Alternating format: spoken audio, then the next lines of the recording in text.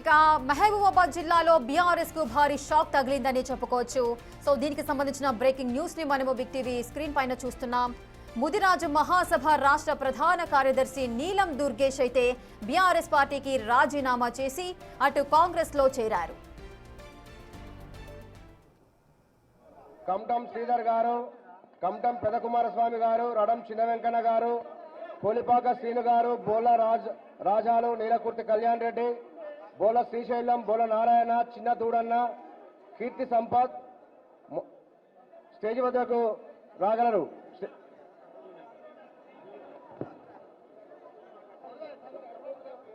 పెదగోని సురేందర్.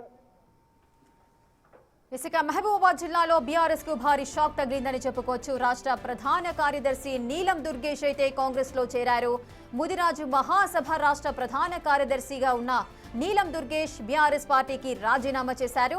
కాంగ్రెస్ లో చేరారు. PCC chief Mahesh Kumar Goud సమక్షంలో కాంగ్రెస్ గూటికి చేరారు వీరంతా కూడా.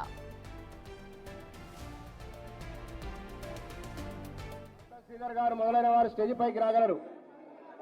ఉల్లి వెంకటేశ్వర్లు,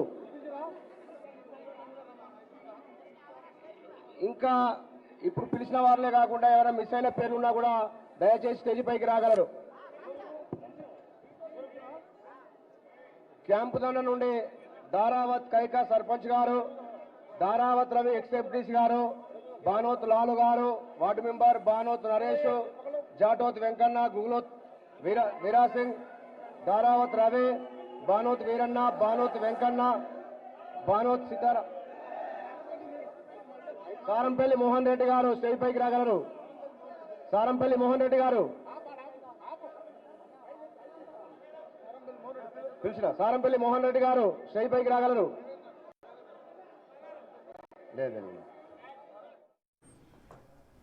మహబూబాబాద్ జిల్లాలో బీఆర్ఎస్ కు భారీ షాక్ తగిలింది. ముదిరాజు మహాసభ రాష్ట్ర ప్రధాన కార్యదర్శి నీలం దుర్గేష్ బీఆర్ఎస్ పార్టీకి రాజీనామా చేసి కాంగ్రెస్ లో చేరారు. పీసీసీ చీఫ్ మహేష్ కుమార్ గౌడ్ సమక్షంలో కాంగ్రెస్ గూటికి చేరారు.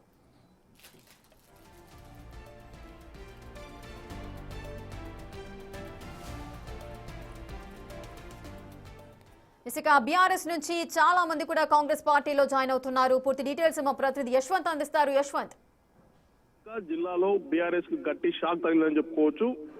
జిల్లాలోనే అతిపెద్ద వ్యవసాయ మార్కెట్ అయినటువంటి కేశవరం వ్యవసాయ మార్కెట్ చైర్పర్సన్ అయినటువంటి మాజీ వాళ్ళ భర్త ఎవరైతే నీలం దుర్గేష్ ఉన్నాడో అతను తన మొత్తం బంధుగణాలతో పాటు పూర్తిగా బీఆర్ఎస్ శ్రేణులకు సంబంధించి సుమారు 1000 మంది ముదిరాజు కులస్తులతో పాటు బీఆర్ఎస్ సంబంధించిన సర్పంచులతో ఈ రోజు హైదరాబాద్ లోని గాంధీ భవన్ లో టీపీసీసీ చీఫ్ మహేష్ కుమార్ గౌడ్ ఆధ్వర్యంలో కాంగ్రెస్ గూటి చేరారు. ముఖ్యంగా స్థానికంగా ఆయన విలేకరుల సమావేశంలో మాట్లాడుతూ ఏదైతే బీఆర్ఎస్ హయాంలో 10 ఏళ్ల బీఆర్ఎస్ కాలంలో గ్రామాల అభివృద్ధితో పాటు ఒక్క అభివృద్ధి సంక్షేమ పథకాలు కింది స్థాయి నిమ్న పేద ప్రజల వర్గాలకు ఎవరికి కూడా అందలేదు. దీంతో ఎవరైతే రేవంత్ రెడ్డి ముఖ్యమంత్రి అయిన తర్వాత పేద బడుగు బలహీన వర్గాల అభివృద్ధి కోసం కాంగ్రెస్ పార్టీ కృషి చేస్తుంది.